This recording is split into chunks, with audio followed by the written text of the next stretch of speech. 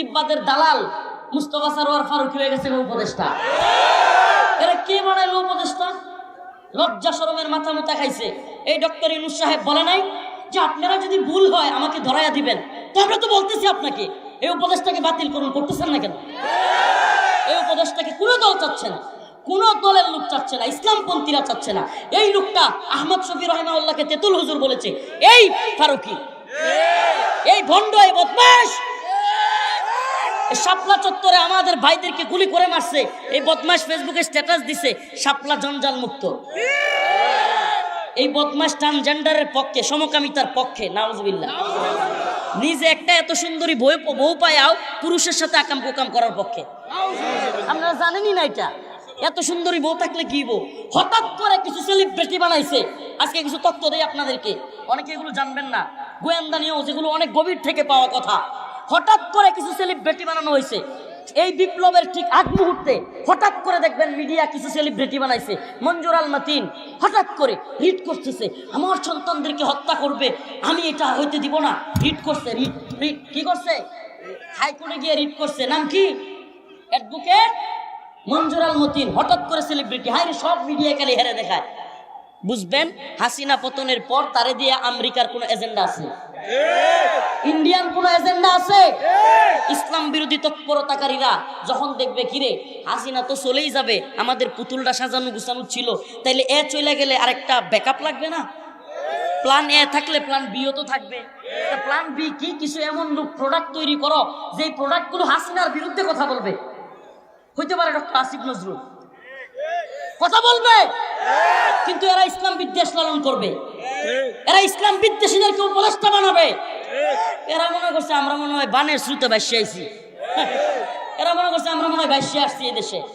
এই দেশটা আপনাদের বাপ দাদার শুধু একার না। আমরা হাসিনাকে সহ্য করি নাই। এই সমস্ত উপদেষ্টা নেওয়া শুরু করলে যেইভাবে জনগণের অনাস্থা শুরু হয়েছে, এক ফারুকীরে নিয়া বাতিল যদি না করেন অচিরে আপনাদের বিরুদ্ধে ডাক আসবে। ছাত্রদের সাথে আমরা ঐক্যবদ্ধ হয়ে আপনাদের বিরুদ্ধে দাঁড়াবো ইনশাআল্লাহ। এই দেশে কোনো ইসলাম বিদ্বেষী তৎপরতা চলতে দেওয়া হবে না। কোন ধরনের মুস্তাফা সরোয়ার ফারুকী, এই বশিরউদ্দিন হলো আওয়ামী লীগের হাসিনার দালাল, এই ব্যবসায়ী নামের দালালদেরকে উপদেষ্টা বানানো এটা আমরা বরদাস্ত করব না। একেবারে সুস্পষ্ট কথা। আপনাদেরকে বলছেন ভুল ধরায় দিতে, আমরা ভুল ধরাইছি। যদি আপনারা না শুনেন তাইলে মনে করিয়েন না যে আমরা চুপ থাকবো। আমরা চুপ থাকার লোক নই। হাসিনা কারাগারে নিয়েছে, রিমান্ডে নিয়েছে, আপনারাও নেবেন। পুরাই খেয়াল করে টাইম না, এগুলো মনে রাখবেন। এগুলো পরোয়া করে আমরা চলি না। আমাদেরকে অবশ্যই অবশ্যই এদেশে ইসলামের বিরুদ্ধে অবস্থান নিবেন না, ইসলাম বিরোধী কোনো লোককে ক্ষমতায় আনবেন না, এই কথা আমাদেরকে দিতে হবে। না দিলে আপনাদের বিরুদ্ধে আমরা দাঁড়াবো। কথা একবারে পরিষ্কার, কথা কোনো ঘোড়ায় পেঁচায় কোনো কথা নাই। যারাই আওয়ামী লীগের এত বড় জুলুম যারা করেছে, এদেশে কোন খারাপ কাজ আওয়ামী লীগ করে না আমাকে বলেন? এই বউয়ের স্ত্রীকে স্বামীর সামনে ধর্ষণ করেছে এমসি কলেজে সিলেটে, কারা করছে? আওয়ামী লীগ। ছোট্ট ছোট্ট ছাত্রদেরকে গুলি করে মেরেছে, অসংখ্য ছাত্রদেরকে মাদ্রাসা স্কুলের, কারা মেরেছে? আমাকে বলেন। 100 আমাদের বোনকে ধর্ষণ করে জাহাঙ্গীরনগর বিশ্ববিদ্যালয়, তারপরে মিষ্টি বিতরণ করেছে মানিক, এই কোন দলের লোক ছিল? আমাকে বলেন। আবরার ফাহাদকে ভারতের বিরুদ্ধে কথা বলার কারণে আমার ভাই আবরার ফাহাদকে পিটায় কারা হত্যা করেছে? এত কিছু করেছে। অসংখ্য ছাত্র আলেমকে শাপলা চত্বরে গুলি করে কারা মেরেছিল? আমাকে বলেন। আল্লামা দেলোয়ার হোসেন সাঈদী রাহিমাহুল্লাহকে হত্যা করে কারাগার থেকে জগৎ বিখ্যাত আলেমকে কারা বের করেছিল? আমাকে বলেন। এই যে এত মার, এত আক্রমণ, এত কিছুর পরে এখনো কিছু নেতা দেখি এই দল ওই দল, এরা আওয়ামী লীগকে নিষিদ্ধ করা যাবে না, এই করা যাবে না, সেই করা যাবে না। এত উদারতা, এই উদারতা আওয়ামী প্রীতি, এগুলো বাংলার জনগণ পছন্দ করবে না। আর আমি আগেও বলেছি, এখনো বলতেছি, বাংলার জনগণ সবকিছু সহ্য করবে, কিন্তু আওয়ামী প্রীতি এবং ভারত প্রীতি এটা সহ্য করবে না। এই দেশটাকে সবচাইতে বেশি ক্ষতিগ্রস্ত করেছে এই ভারত, এই দেশটাকে সবচাইতে বেশি পঙ্গু করে দিয়েছে এই ভারত। আমরা কি করলাম না? আমরা কি করলাম না বলেন? ট্রানজিট দিয়েছি, দিছি কি দেই নাই? ট্রানজিট দিছে, মংলা বন্দর দিছে, আমরুপালি আমও দিছে, ইলিশ দিল, সব দিল। দিন শেষে আমরা কি পাইলাম? কাঁটাতারের বেড়ায় আমাদের লাশ। যদি আপনার কষ্ট লাগে যে হুজুর এসব কথা বলেন, আমি বলি রাষ্ট্র, রাজনীতি, দেশের পরিস্থিতি, এটাই যদি আলেমরা না বলে, বলবে কি জাহেলরা? বলবে কি জাহেলরা? আমাদের ভারত সীমান্তে যেইভাবে আমাদের মুসলিমদেরকে হত্যা করা হয়েছে, এরপরেও ভারত আমাদের কিভাবে বন্ধু হইতে পারে? ভারত আমাদের বন্ধু না শত্রু? ভারত শত্রু, এটা যায় জাতি বুঝবে না, এই জাতি জীবন ভর মার খাবে। আপনি কি মনে করছেন হাসিনা গেছে গা, ভারতীয় আধিপত্যবাদ শেষ? ভারত আরেকটা গোষ্ঠীকে সূক্ষ্ম কৌশলে এই উপদেষ্টা কমিটিতে ঢুকাই দিছে তাদের দালালির জন্য। এদেশে এরা দালালি করতেছে। আপনি দেখেন না, আওয়ামী লীগ থাকতেও তো সেনাবাহিনীর উপর ইসকন এভাবে হামলা করতে পারে নাই। করছে কি করে নাই? চট্টগ্রামে সেনাবাহিনীর উপর কল্পনা করা যায়? আমাদের দেশের সেনাবাহিনীকে ওরা মেরে ফেলতেছে, আহত করতেছে, পুলিশকে আহত করতেছে। এটা কোত্থেকে এত সাহস পেয়েছে? এই সাহস পেয়েছে এজন্য যে কিছু কিছু নেতা আওয়ামী প্রীতি এবং ভারত প্রীতি দেখাচ্ছে, আমরা তাদেরকে সাবধান করে দিতে চাই। এজন্য বলতেছি, আখিরি কথা, পয়গাম খুব বেশি লম্বা আলোচনা করবার সুযোগ নাই। আমার কথা পয়গাম একেবারে ক্লিয়ার, কোরআনের দিকে ফিরে আসতে হবে। কোন দিকে? ওয়ালাউ আন্না আহলাল কুরা আমানু ওয়াত্তাকাউ লাফাতাহনা আলাইহিম বারাকাতিম মিনাস সামাই ওয়াল আরদ। আল্লাহ রাব্বুল আলামিন বলেন, ও জমিনের বাসিন্দারা, তোমরা যদি জমিনের মধ্যে সুখ শান্তি চাও, জমিনের সমস্ত বারাকা আমি খুলে দেই, এটা চাও, তাহলে ওয়ালাউ আন্না আহলাল কুরা আমানু ওয়াত্তাকাউ লাফাতাহনা আলাইহিম বারাকাতিম মিনাস সামাই ওয়াল আরদ। ঈমান আনয়ন করো এবং তাকওয়া অবলম্বন করো, আমি আল্লাহ আলাইহিম বারাকাতিম মিনাস সামাই ওয়াল আরদ, আসমান এবং জমিনের সমস্ত বারাকাগুলো খুলে দেব। আসমান এবং জমিনের সমস্ত বারাকা আল্লাহ খুলে দিবে আমরা কোরআনের পথে, ঈমানের পথে, তাকওয়ার পথে আসলে। কোন পথে? কোন পথে? এসো সেই পথে, যে পথে মুক্তি, যে পথে শান্তি, যে পথে কামিয়াবি, যে পথে সফলতা, যে পথে ইনসাফ, যে পথে ন্যায়, সেটাই একমাত্র কোরআনের পথ। সমাধান চাও যদি জীবনে মরণে, খুঁজে নাও ফিরে যাও, চোখ রাখো কোরআনে। সমাধান চাও, সমাধান হবে না রে ভাই, বিশ্বাস করেন। এই যত বেজাল লিখে রাখেন থাকবেই, চেঞ্জ হইতেই থাকবে, চেঞ্জ হইতেই থাকবে। কোনো ভাইয়েরা মনে করবে যে হ্যাঁ আমরা এলি সফলতা, আমরা এলি সমাধান। না, সমাধান এইভাবে আসবে না কোরআন যতদিন প্রতিষ্ঠিত না হবে। আজকে আফগানিস্তানের দিকে তাকায় দেখেন, 3 বছর, কয় বছর? 3 বছর। আমরা তো অনেক চেতনার সবক শুনলাম, মুক্তিযুদ্ধের চেতনা, বাঙালি চেতনা, অমুক চেতনা, তমুক চেতনা। এই 50-52 বছরে আমাদের চেতনার সবক দিতে দিতে এখন আমাদের দ্রব্যমূল্যের ঊর্ধ্বগতি, এই আমাদের গার্মেন্টস সোয়েটার ফ্যাক্টরিতে বেতন দিতে পারে না, সব কিছু অচল অবস্থা, শিক্ষা ব্যবস্থা ধ্বংস, অর্থনীতি ধ্বংস, সব কিছু ধ্বংস। এত চেতনার ট্যাবলেট কই খাওয়াইলেন? এত চেতনার ট্যাবলেট গিলায় কি হইল? অথচ 3 বছর আফগানিস্তানের ক্ষমতা নিছে।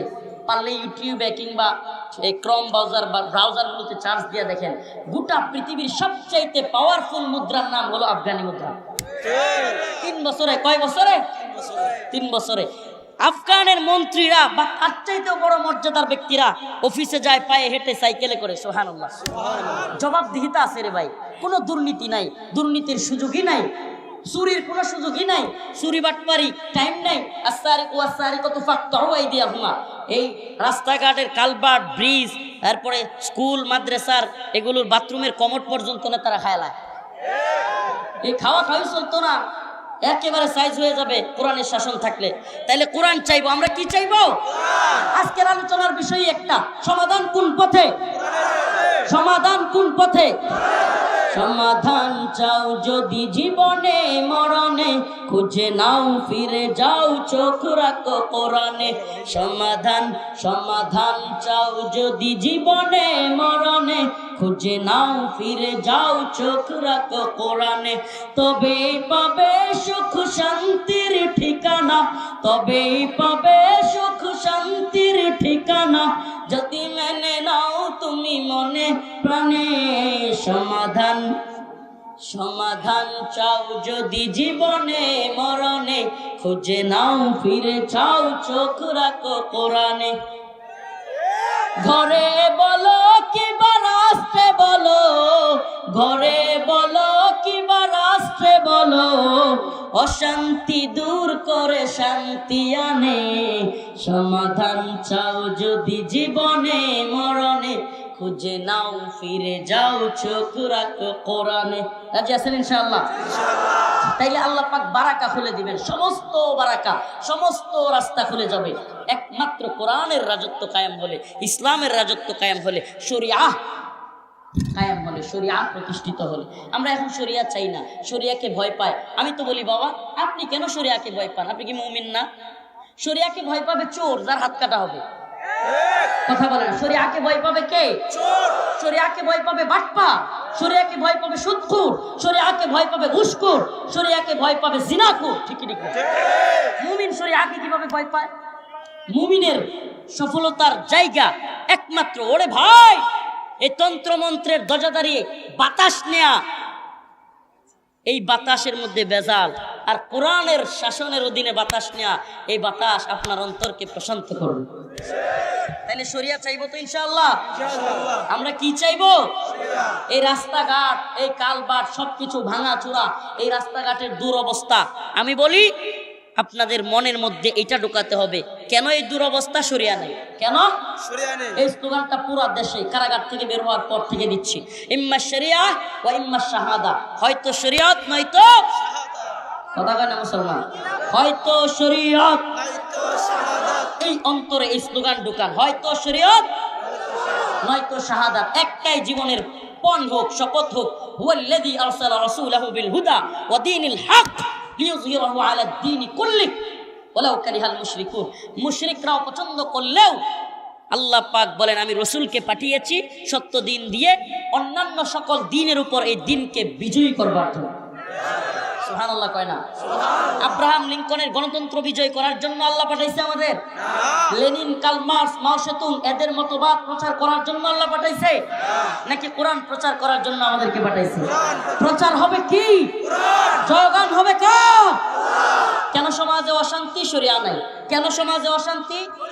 সবাই বলে না কেন? রাস্তাঘাটে দুরবস্থা কেন?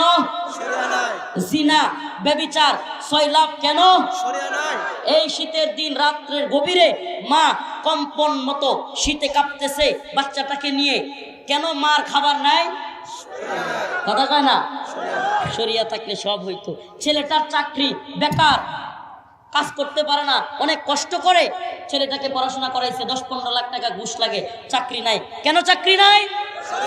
মাশাআল্লাহ, একটাই আওয়াজ।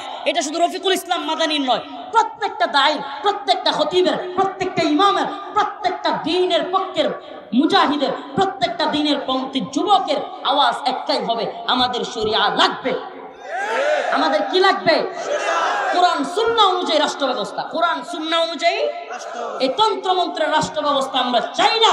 ইসলাম কোরআন শুধুমাত্র মিলাদের জন্য না। হুজুর একটু মিলাদ পড়ায় দেন, হুজুরে গিয়ে এতটি কোরআন দিয়ে আসবে, মাদ্রাসা ছাত্রদের এতগুলো কোরআন দিয়ে আসবে, কিন্তু কোরআনের বিধান বাস্তবায়নের পক্ষে সে নাই।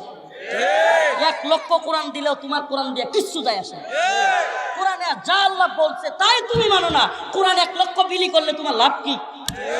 তুমি নেতা হয়েছো, কোরআন বিলি করো, মসজিদে পারলে সব কোরআন দিয়ে কুচ্চালা, কিন্তু কোরআনের শাসন চায় না। কোরআনের শাসন চাইতে হবে। কিসের শাসন? শাসন কার? আল্লাহর। বিধানদাতা কে? ইনিল হুকমু ইল্লা লিল্লাহ, আমার আল্লাহ তা'বুদু ইল্লা ইয়া। আরে মালিক আল্লাহ, বিধান আল্লাহ।